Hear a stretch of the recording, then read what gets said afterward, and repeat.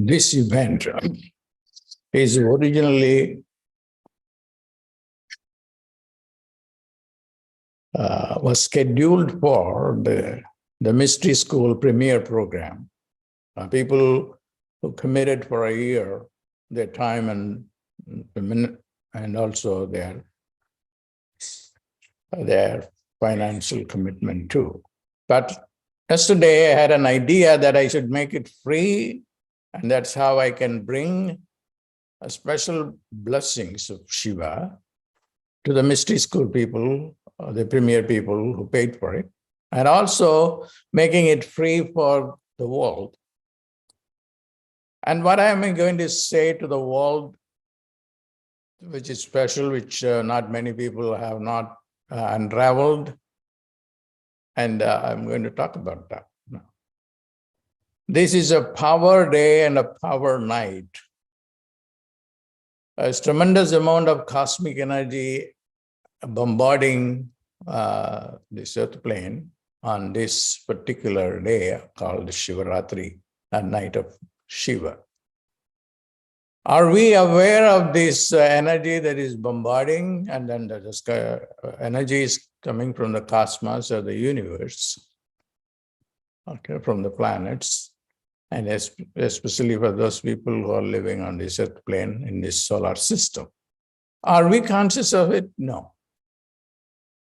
We will be conscious of it if we think about it. Otherwise also, the soul will be conscious of it, but not the mind. Okay? So there will be some soul benefit if you don't even know that it is Shivaratri. Most people don't. Only a small section of people know that it is a day, a power day. But they will also be benefited.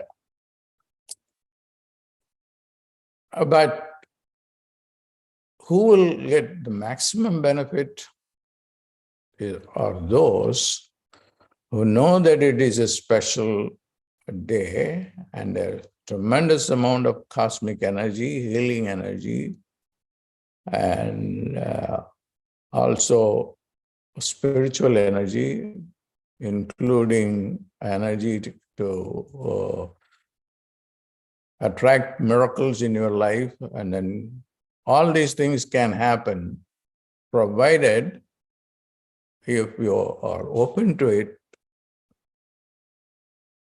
and then accept it and then pass the energy to your body, mind, and soul. But unfortunately, and that is not what is happening around. You know, if we go and see people celebrating Shivaratri all day, dancing and singing.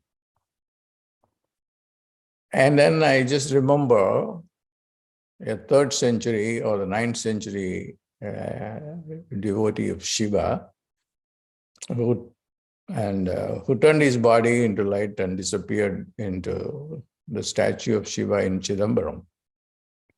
And he went in his Tiruvasagams, he says, I see a lot of people dancing around, singing. And I asked them, hey guys, you are dancing and singing, have you ever experienced Shiva? Have you seen Shiva? They all said no. But every day you come and sing in front of him, dance in front of him. But then there is no experience. I'm going to give you strategies to, put an end to this unconscious worship of any god for that matter, and particularly in this case, Shiva. And how you become unconscious of the energy bombarding you, it's by uh, how do you miss them? It is because of thoughts. Thoughts crowd you and block the soul, block your third eye. And you are victims to these thoughts. And these thoughts are coming in abundance, like 35 to 50 thoughts a minute, depending on who you are. As long as you are identified with your thoughts, as long as you are victims to these thoughts, there won't be any experience of Shivaratri or Navaratri or whatever festival there are. They are not simply festivals, they are cosmic events happening in the cosmos to enlighten people. Okay, so how do you block the thoughts which block your soul, which block your experience of Shiva? There are many, many strategies to block the thoughts. One is to understand that the thoughts are floating and we are not even conscious of them. They don't belong to you. There's a saying, thoughts are your guests. They check in and check out. And who you are is just the gap in between two thoughts. Or beyond the thoughts, there is a continued emptiness. And that emptiness is your real self. And that emptiness, call whatever name you want to call. Anyway, all gods belong to that non-mind, non-thoughts or silence. The Buddha would call it nirvana, which is the absence of the mind, of ego. So if you have that condition pre-established, then you can see the cosmic energy. You will see the difference of Shivaratri from other nights. And that is not happening. If you dance, you'll have good time. Maybe it will help you. Not, I won't say maybe, it definitely will help you. At least you are engaged in singing and dancing, but not as much as a yogi, and who is able to transcend his mind, transcend his thoughts, and be in that experience of emptiness, of the quantum state of your mind. You will be in the quantum mind. In the quantum mind, there are no aberrations. It's pure vacuum. But in that vacuum, there is what is called symmetry, supersymmetry. It is filled with wisdom. It's filled with God. And in which you don't have to do anything, the things will happen because you will be thinking with your souls, not with your minds. And if you want to think and speak the language of the soul, then it's a different matter. It will be full of significance, full of miracles. Be still and know you are God, the Bible. So it's same, in every religion. The prophets belonging to this religion knew about this emptiness. They call it in different names. But here in this case, in Shivaratri, it's more precise. I will talk about it in the evening when I am doing a program. Through the strategies called Abhishekam, which is a hydration ceremony, where it is a matter of understanding the hydrogen, the first element. It's not that it's a foolish act that they're going to put orange juices and orange juice and apple juice and milk and yogurt and so forth. They all have a meaning different. Not only just meaning belongs to the mind, but some spiritual device carry a strategy to get you to that deep state of non-mind. So in order for you to have personal transformation, which means the self is not, you are like John, you are like Linda, or, or by your name. The name was given to you, and then you identify with your name. But here you will disidentify yourself with your name and identify yourself with Shiva himself.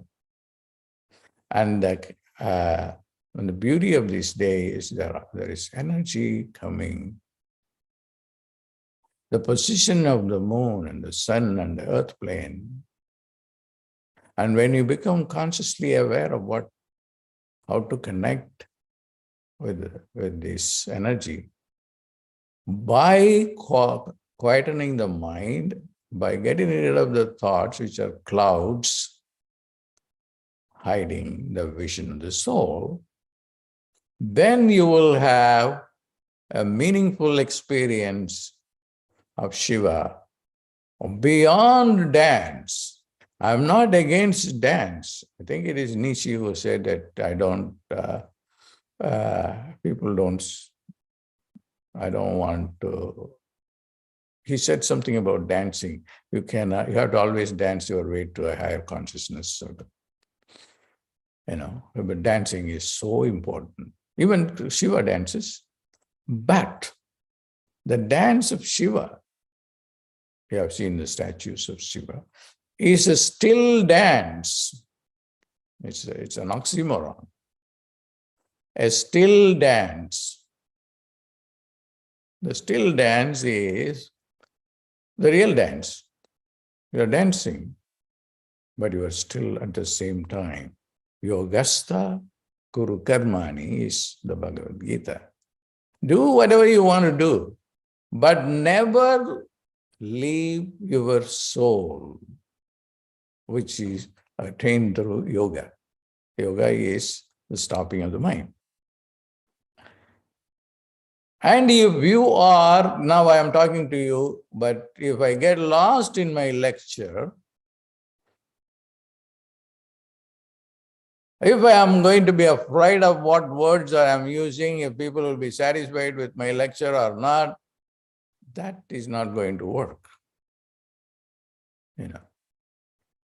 For me and for you too.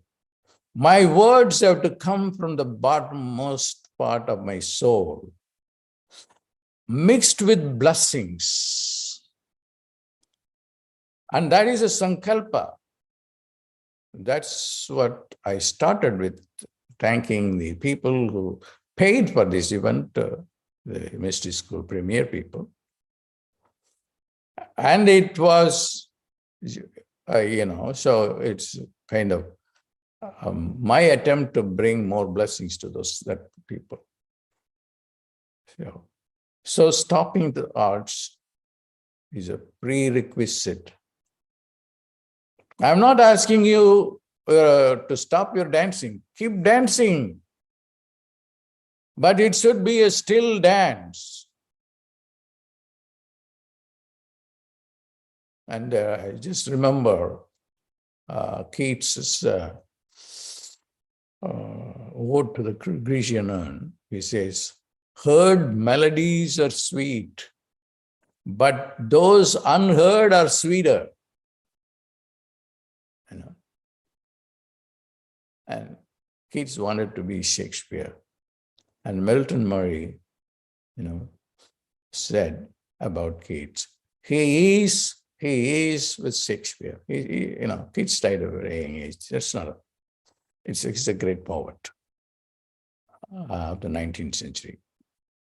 Now, what you should do, you are listening to me,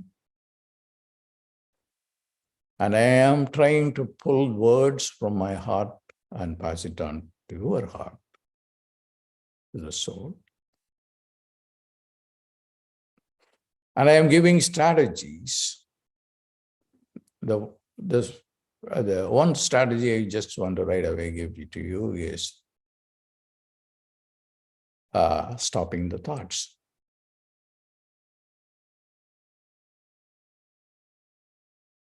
You can easily stop your thoughts. There are hundreds of ways of doing it. I will do you one.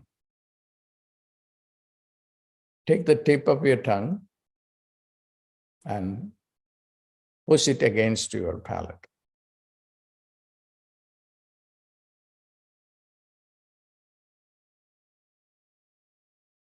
The palate, the tip of the tongue,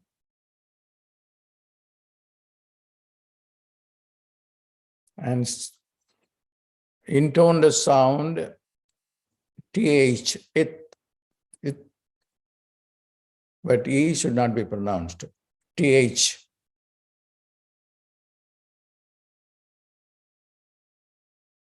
Electric current will pass through. I am pulling this technique from the cosmos. I've never taught this before. I've taught some different versions of it, not this one. So periodically keep doing it. You're talking to somebody who is wasting your time, and you are wasting your time and his time. Everybody is wasting each other's time, losing God. But not on today. If you can for one day keep yourself alive to your soul, then you will encounter Shiva. You will heal your disease. You will solve your financial problem, because God is infinitely compassionate, merciful. He knows what you want. He knows you are a victim to your mind and thoughts and anger and hatred and jealousy, all these nonsense. They are also thought forms. So on this day, you have to observe penance. The penance is to stay above your mind, above your thoughts. And then by doing that, you will, by stopping the thoughts, you will fall into that stillness called Shiva. That stillness called anybody, any God in your tradition. And if you don't believe in God, at least the quantum mind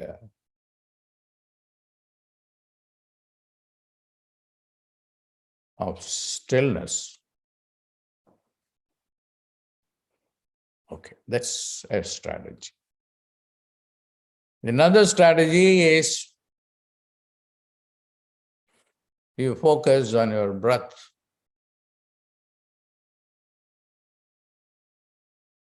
And then the two nostrils, you can, they see there is a trick here. Breathing is associated with your thoughts and thinking. So the moment you watch your breath, begin to watch your breath, the mind will stop. They are linked together. This is the finding of the Siddhas. So the moment you put your mind into the nostrils, you will bring the mind to a stillness.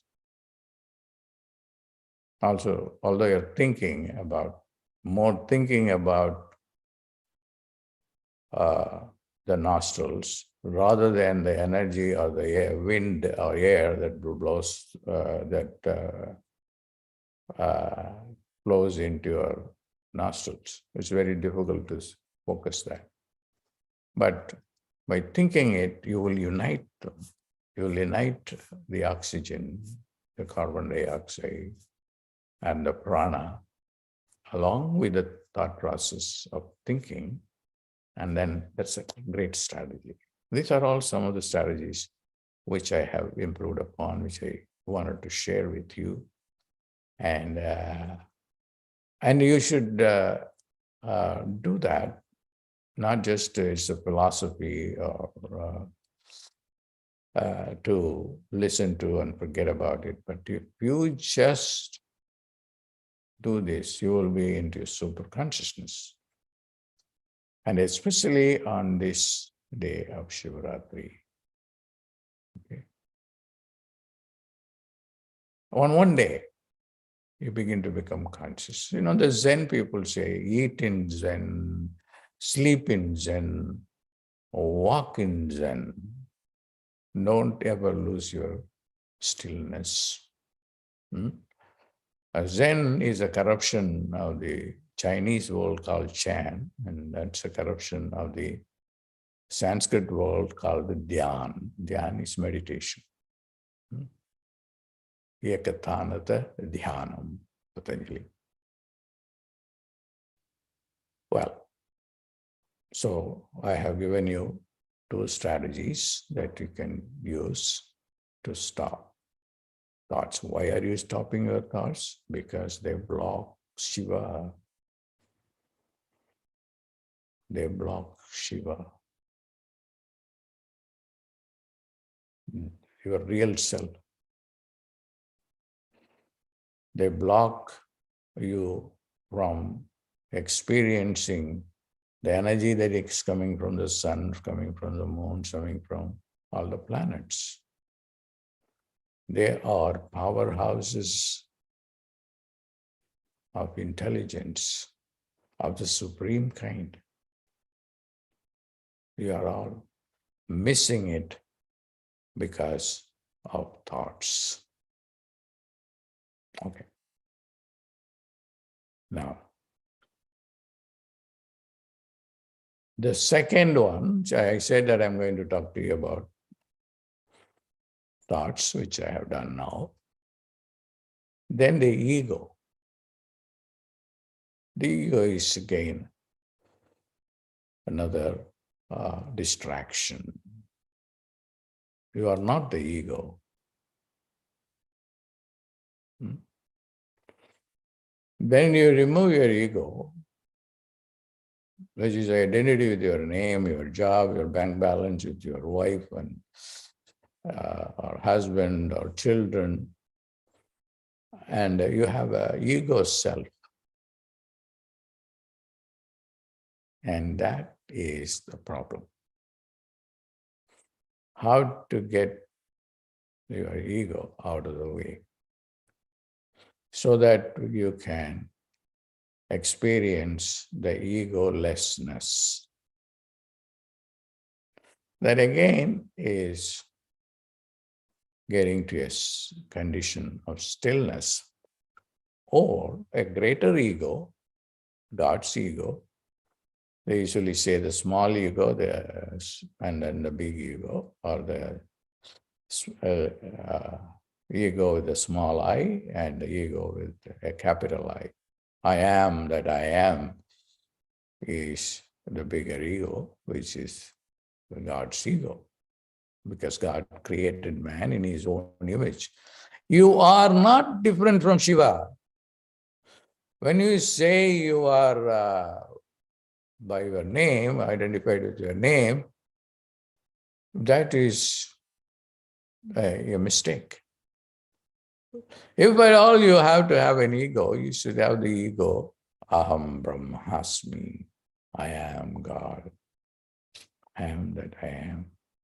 And not with these thoughts which say, which, pulls you in all different directions and make you miserable, or sometimes make you happy too. Thoughts make you happy too. But that's not happiness, that's pleasure. Happiness is stillness. Happiness is, close to bliss. And that bliss is omniscience, omnipotence, and omnipresence. And for which you have to get rid of your ego. And one thing that can help you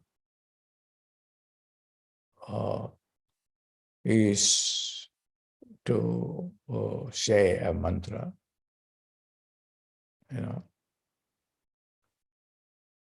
And this mantra can be like Om, the ultimate of all the mantras. Om.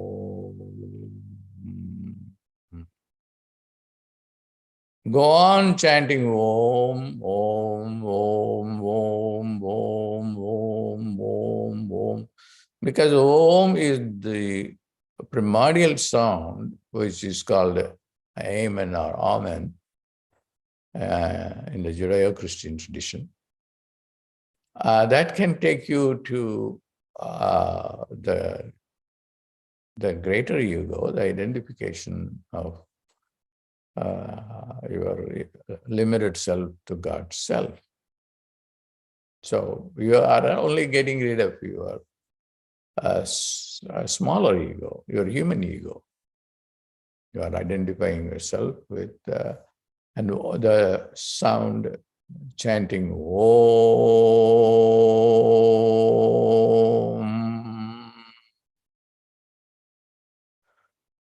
Om.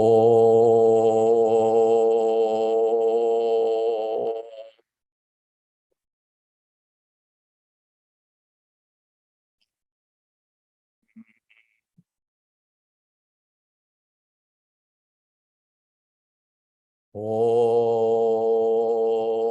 Close your eyes and chant with me. Om.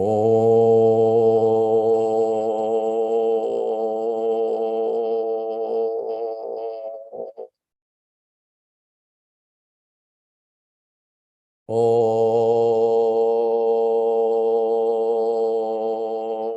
While you are chanting, just put your attention on your throat, where the sound is coming from, and also feel it on your tongue, on the surface of the tongue, and then just go into the nostrils and then the third eye. It will be beautiful meditation. Om.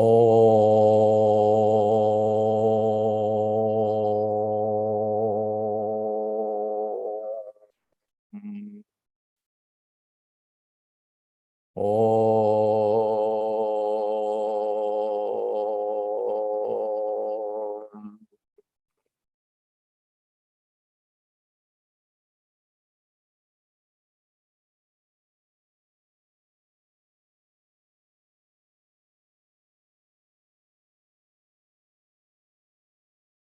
Just silently experience the Om, putting your awareness on the throat, on the tongue, on the nostrils, on the third eye.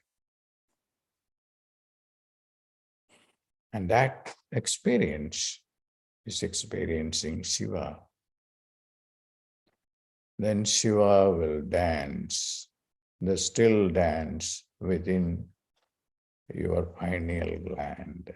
So that's something that I will teach this evening for the regular Shivaratri program that I announced.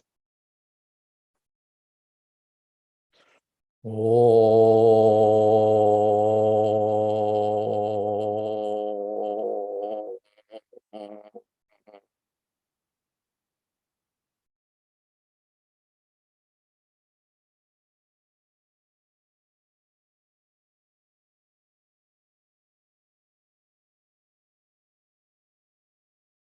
Experience it.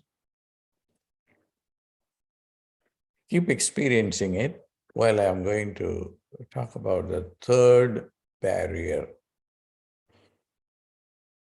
that we all have, a stumbling block to realize yourself. And that is Maya, illusion. The whole world is an illusion. The world doesn't exist, that's the truth. This is not a philosophy, now this is what quantum physics teaches.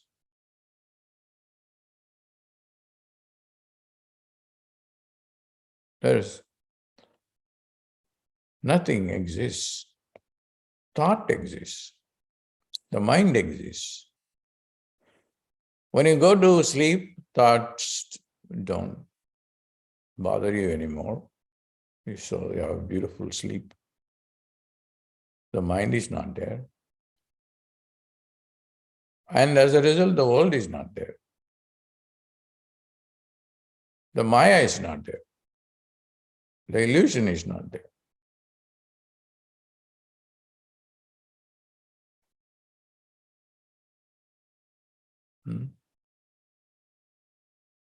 Schrodinger, through his cat experience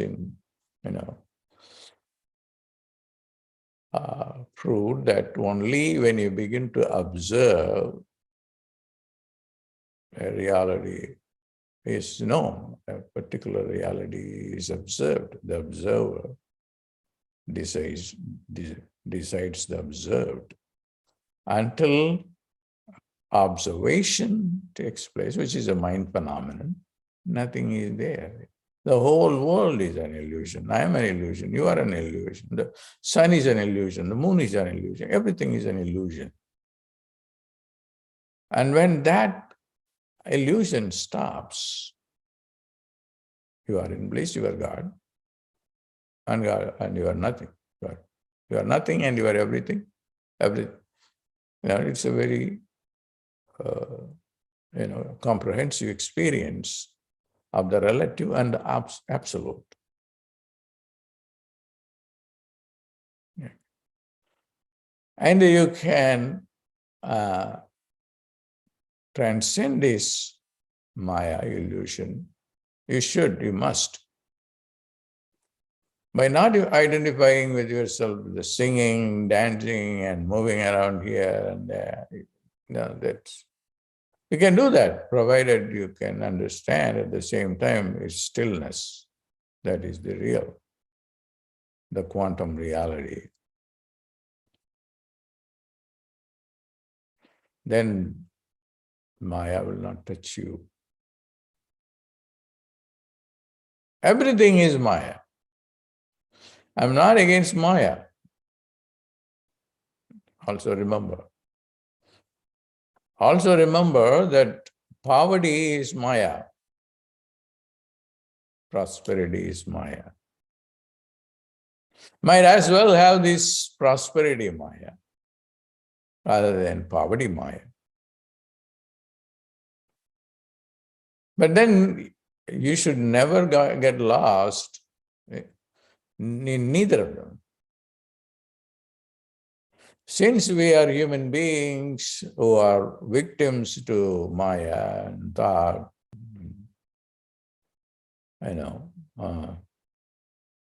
we really should not be too idealistic because it's not going to work. We are not living in the Himalayas, we are living on the earth plane. So what you do is you live this world also with fantastic, Maya, and with helping people to solve their poverty problems, health problems, problems of ignorance, all these things. And to create a whole world of people enjoying Maya without Maya polluting you.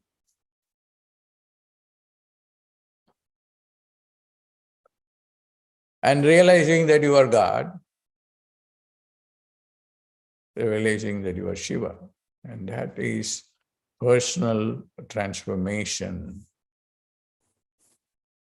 So for all day to day, night to night, just to listen to your soul, it's music, the music of the soul. It's a silent music. Heard melodies are sweet, but those unheard are sweeter. And that sweetness, that divine music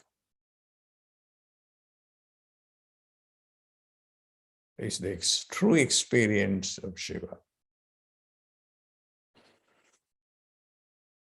And in that music, you hear the word Namah Shivaya.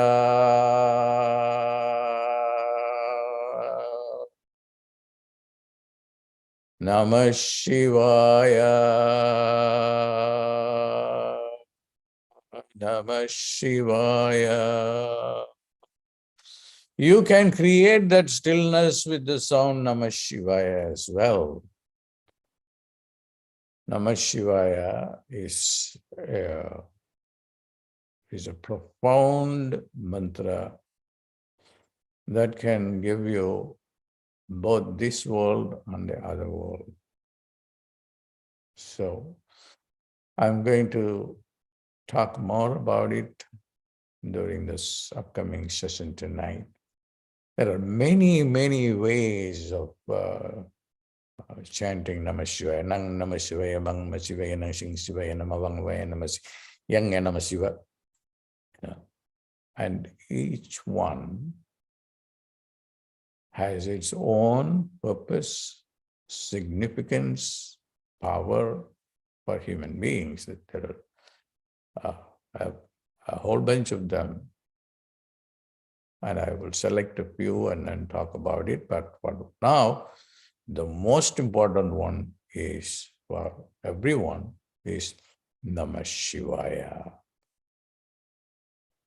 Om, you can use Om or Namah Shivaya. Om Namah Shivaya. Om Namah Shivaya. Om Namah Shivaya.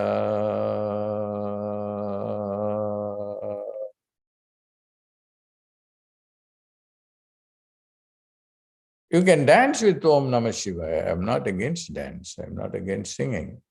But then after that, you sit down because no activity should be there except the breathing. And then the chant should go first out aloud and then internally without moving your tongue or lips or even the mind.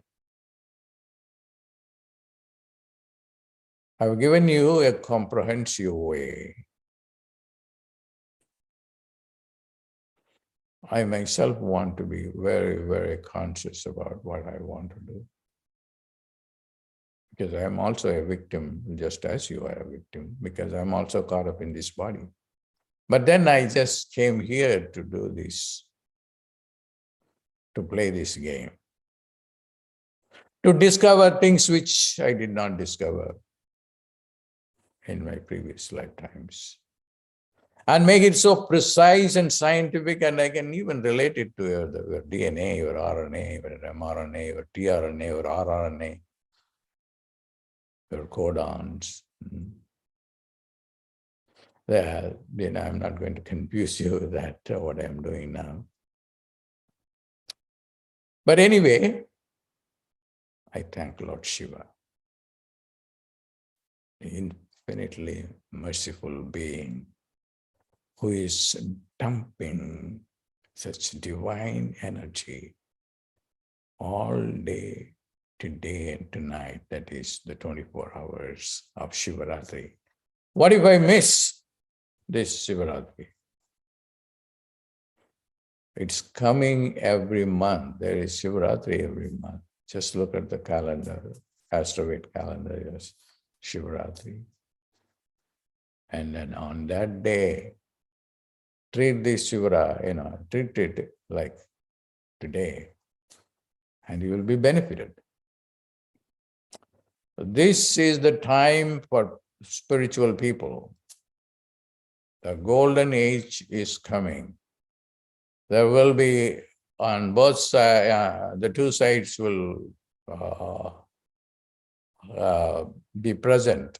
The one side is war, calamities, all kinds of earthquakes, tsunamis. On the other side, divine bliss. And I want you to be on the blissful side where you will be taken to your own stillness, to your own soul, to heaven. And that is the kingdom. The kingdom is here and now. God bless.